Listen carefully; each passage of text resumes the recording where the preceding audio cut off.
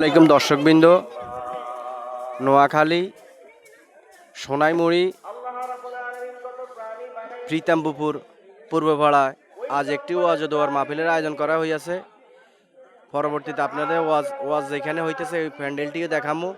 আগে খানার ক্যান্টিন যেখানে দিছে এটা দেখাইতেছি। এই যে দেখুন, ভিডিওটি অনেক বেশি ফলো দিবেন, অনেক বেশি শেয়ার করে দিবেন। এই যে করতে যায় মানুষ বাঁচে যেতে পারবে না, কারণ আল্লাহ তাআলা ওই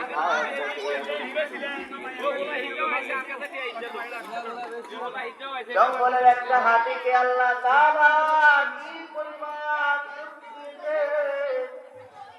বয়স্ক মানুষ যদি একটা হাতির সঙ্গে শক্তি লড়াই করতে যায়, আল্লাহ তাআলা হাতিকে এমন শক্তি দান করেছে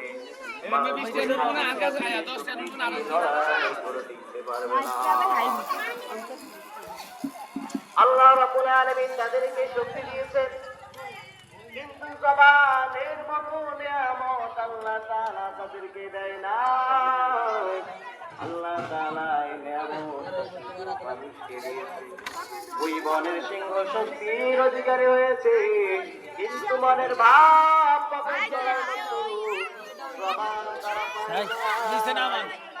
এগুলা কত?